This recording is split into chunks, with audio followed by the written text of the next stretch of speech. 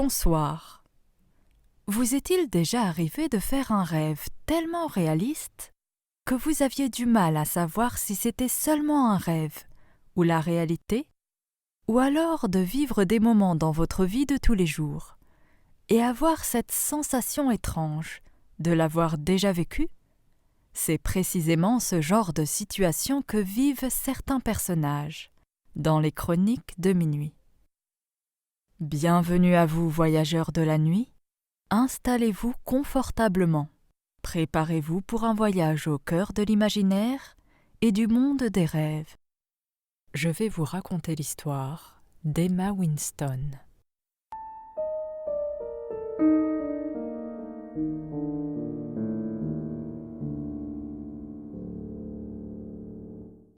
Emma est photographe pour plusieurs magazines papier et numériques. Le matin même, elle venait juste de recevoir une commande spéciale. Elle devait prendre des photos de plusieurs endroits en pleine nature, afin d'illustrer un article sur le thème de l'automne. Comme à son habitude, elle prit son appareil photo, les différents objectifs de celui-ci et tout son matériel qu'elle chargea dans sa voiture. Elle sillonna les routes du upstate New York, en dehors des grandes villes. Elle roula près des bois, où l'on pouvait voir les feuilles des arbres avec leurs belles couleurs jaune et rouille, mais aussi des champs, qu'ils soient de blé ou de citrouille. Elle s'arrêta devant un magnifique champ de tournesol. Comme nous étions déjà en fin de journée, il y avait une belle lumière qui traversait le champ, lui donnant une atmosphère presque magique. Emma était aux anges. Les photos étaient juste sublimes. Elle collait parfaitement avec le thème automnal. Lorsqu'elle eut fini, elle se dirigea vers sa voiture, entra dans son véhicule et mit le contact pour démarrer. Mais à sa grande surprise, la voiture ne démarra pas. Elle essaya encore et encore, mais en vain. Elle finit par sortir de son véhicule et saisit son téléphone pour appeler une dépanneuse, mais manque de chance, il n'y avait aucun réseau. Elle regarda alors vers la route pour voir si un véhicule était en approche. Mais il n'y avait aucune voiture à l'horizon. Elle était seule au milieu de nulle part. Elle avait d'ailleurs remarqué en arrivant que la route n'était pas très fréquentée. Il y avait autre chose qu'elle trouva curieux. C'était le silence. Mais pas un silence reposant. Un silence glaçant. On n'entendait même pas le chant des oiseaux ou le bruit des insectes. Tout en gardant son sang-froid, Emma se rappela avoir vu une maison au milieu du champ de tournesol, un peu plus haut en arrivant. Elle décida donc d'y aller pour demander de l'aide. Mais avant cela, elle récupéra son matériel photo. Elle ne voulait pas risquer qu'on le lui vole. De plus, cela lui donnait l'occasion de prendre quelques photos de plus. Elle coupa par le champ de tournesol pour aller plus vite. Sans savoir pourquoi, tout le temps où elle était dans ce champ, elle avait la chair de poule. Elle ne pouvait l'expliquer, mais il y avait une atmosphère pesante. Elle pressa le pas, car la nuit était en train de tomber et il n'y avait pas d'éclairage. Elle arriva rapidement à la maison. C'était une maison assez modeste, une sorte de petite ferme avec une terrasse à l'extérieur. Sur celle-ci, il y avait une petite table et un rocking chair. Il y avait également des pots de fleurs suspendus tout autour de la terrasse et un carillon qui, au gré du vent, diffusait un doux son. Elle frappa à la porte 1 ou 2 fois, mais elle n'eut aucune réponse. Pensant que l'on ne l'avait pas entendue, elle frappa à la porte de nouveau, mais un peu plus fort. Elle frappa si fort que la porte s'entr'ouvrit. Elle entra et appela pour demander s'il y avait quelqu'un et pour signaler sa présence. Mais il semblait qu'il n'y avait personne. Elle inspecta la maison de fond en comble. Pas l'ombre d'une présence. Elle se dit alors que les propriétaires avaient dû s'absenter et qu'ils allaient bientôt être de retour. Elle décida de téléphoner et de laisser un petit mot de remerciement pour dire qu'elle était entrée et avait utilisé le téléphone. Elle saisit le combiné du téléphone fixe et constata qu'il n'y avait pas de tonalité. Elle raccrocha et décida d'attendre.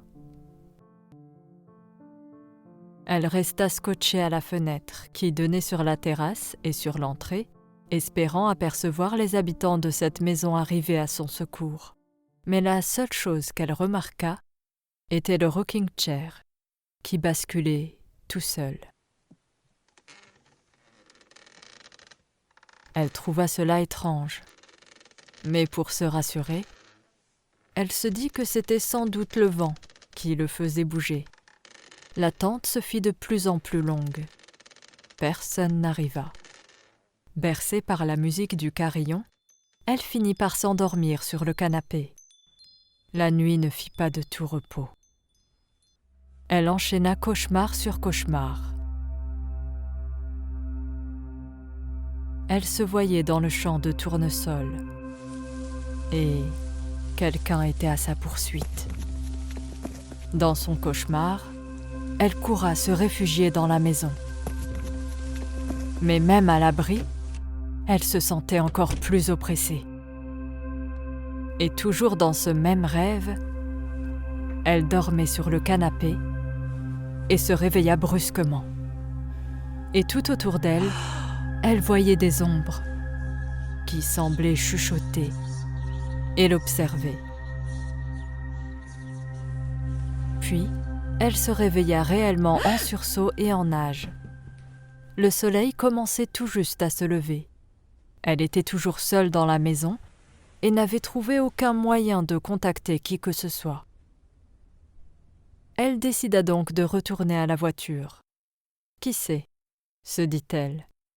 Elle allait peut-être redémarrer. Elle sortit de la maison et traversa le champ de tournesol. Cette fleur majestueuse est connue pour se tourner vers la direction du soleil afin d'en puiser la lumière. Elle marcha encore et encore, mais elle ne trouva pas sa voiture. C'est comme si elle avait disparu, engloutie par ce champ de tournesol. Elle continua de marcher pour se diriger vers la route, mais plus de route non plus. Cela n'avait aucun sens. Il n'y avait que des tournesols à perte de vue, aucune trace de route, de voiture ou de personnes aux alentours. Elle était perdue au milieu de ce champ. Soudain, elle fut surprise par une légère brise qui faisait presque danser les fleurs de tournesol. Il lui sembla même entendre des chuchotements. C'est à ce moment que quelque chose de bizarre se produit.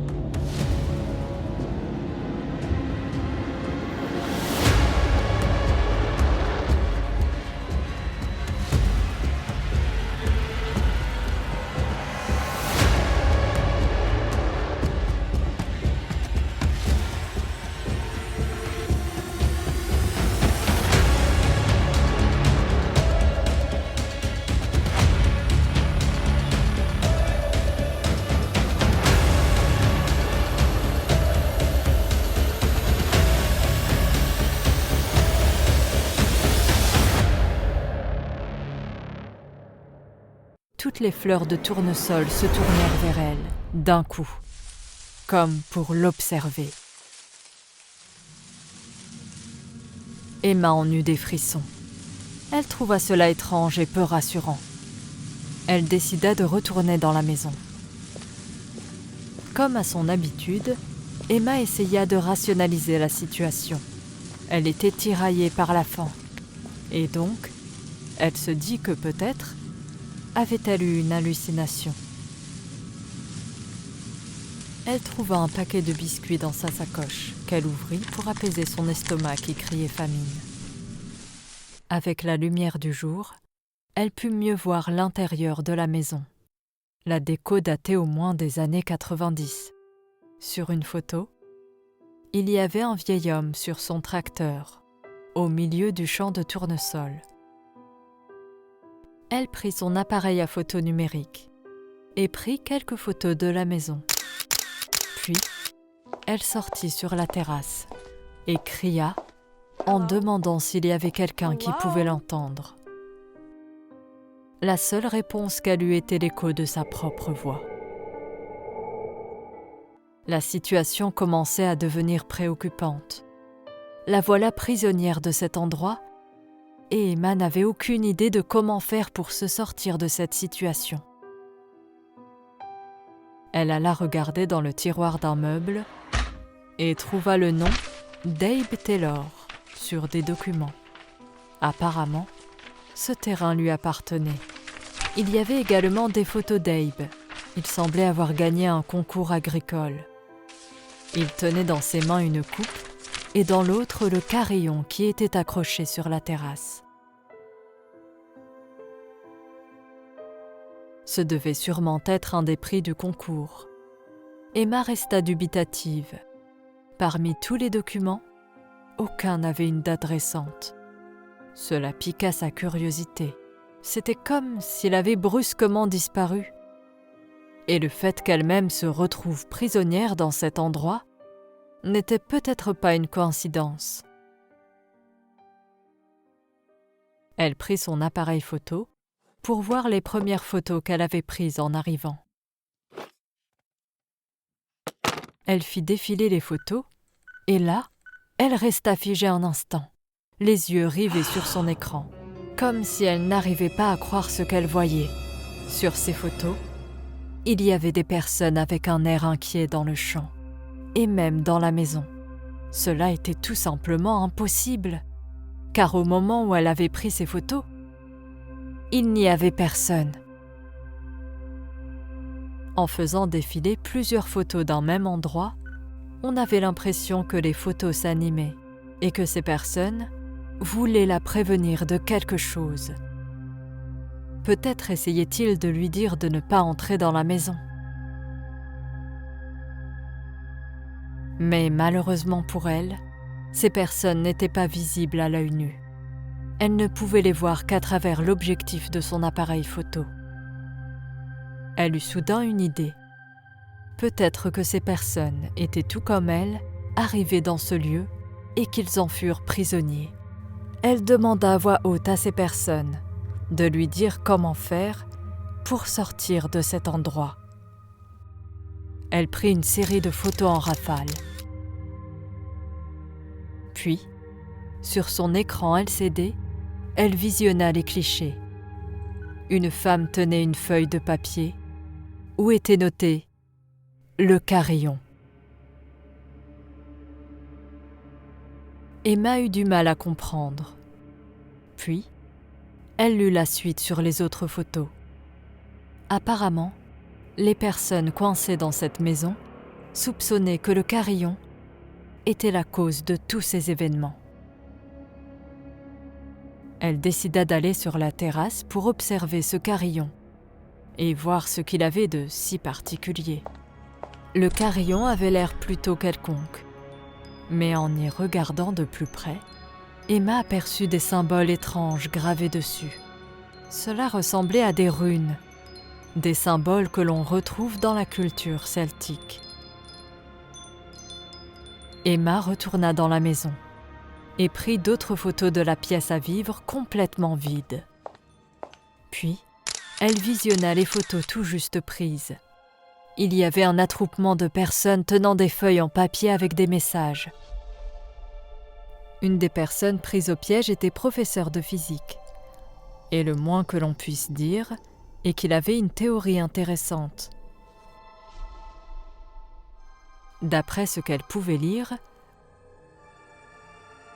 le son du carillon avait un pouvoir étrange qui créait une distorsion de l'espace et du temps. Cela créait plusieurs dimensions, et chaque personne qui restait dans cet endroit assez longtemps et qui écoutait le bruit de ce carillon y était aspirée pour toujours. Pour Emma, il n'était pas encore trop tard.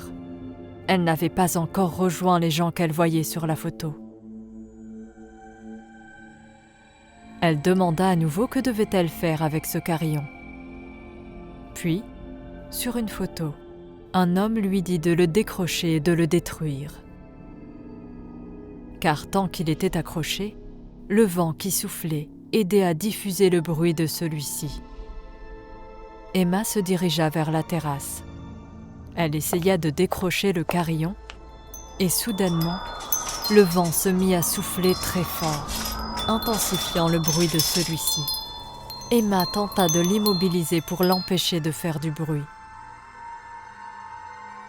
Puis d'un coup sec, elle l'arracha, entra dans la maison, l'enroula dans une couverture et le mit dans une grosse commode qui était entreposée dans une des pièces.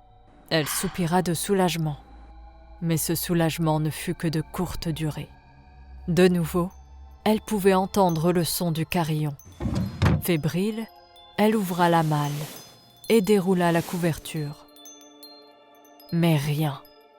Le carillon n'était plus là. Elle regarda par la fenêtre et constata avec effroi qu'il était de nouveau accroché à sa place. Elle s'écroula au sol, éclata en sanglots, envahie par le désespoir. Elle était terrifiée à l'idée de rejoindre les autres personnes prises au piège de cet endroit. Mais rapidement, elle se ressaisit. Elle avait un avantage que les autres n'avaient pas. Elle avait un moyen de communiquer. Donc, tout n'était pas perdu. Elle décida de s'accrocher à ce dernier espoir. Elle reprit une rafale de photos pour voir si quelqu'un avait quelque chose à lui suggérer. Le professeur de physique lui expliqua son idée. Si le pouvoir de ce carillon provenait des symboles, peut-être qu'en les éliminant, alors ce cauchemar prendrait fin. Il lui indiqua de faire un feu dans la cheminée et de faire chauffer plusieurs tisonniers. Emma s'exécuta aussitôt. Même si l'idée était prometteuse, la réussite de ce plan dépendait grandement de la matière avec laquelle était faite ce carillon. Elle alla chercher le carillon, le posa au sol près de la cheminée et posa le tisonnier sur le premier symbole. Mais il ne se passa rien. Excédée et à bout, elle appuya fermement et le premier symbole commençait à s'effacer jusqu'à disparaître. Elle procéda de même pour le deuxième, avant d'enfin s'attaquer au dernier. Mais celui-ci semblait être plus difficile à effacer, comme si le carillon faisait de la résistance. Mais c'était sans compter sur la détermination d'Emma à vouloir quitter cet endroit. Elle utilisa plusieurs tisonniers et appuya sur le symbole de toutes ses forces. Et enfin, le dernier symbole commençait à s'effacer, provoquant un amas impressionnant d'étincelles. Emma recula pour ne pas se blesser. Une fois qu'il fut totalement effacé, une espèce d'onde de choc secoua la maison et tout le terrain aux alentours. Emma en fut tellement déstabilisée qu'elle en eut des vertiges. Puis, dans une synchronisation parfaite, l'alarme de sa voiture ainsi que le klaxon se mirent à hurler. Emma se précipita dehors en attrapant son appareil photo. Elle courut au milieu du champ de tournesol, qui à présent avait l'air normal. Elle se précipita dans sa voiture, démarra en trombe et roula à toute vitesse sans même se retourner. Elle venait de vivre une expérience, pour le moins déconcertante. En regardant l'horloge de la voiture, elle s'aperçut qu'elle était encore le jour même de son arrivée, sauf que seulement 2 heures s'étaient écoulées. Ce qui était très curieux, puisqu'elle avait passé la nuit et une journée complète dans cette maison. Mais elle ne chercha même pas à comprendre. La seule chose qui occupait son esprit à cet instant était de s'éloigner le plus vite possible de ce lieu. Elle ne pouvait expliquer ce qu'elle avait vécu, mais elle avait dans son appareil photo une preuve irréfutable de cette étrange mésaventure. Elle transmit au journal les photos du champ de tournesol pour l'article. Évidemment, il lui restait toutes les autres photos dont elle ne savait pas quoi faire. Avec l'approche d'Halloween, la ville avait organisé une expo de photos sur le thème de l'étrange. Emma décida d'y exposer les photos de la maison, celles où on voyait les personnes prisonnières de la maison. Les photos furent sensation. Leur côté lugubre fut très apprécié par le jury du concours.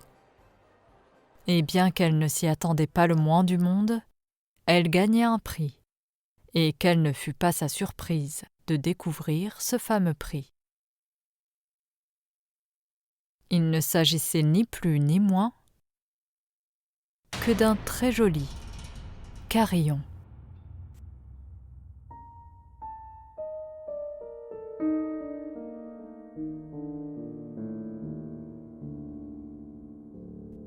Merci d'avoir suivi cet épisode.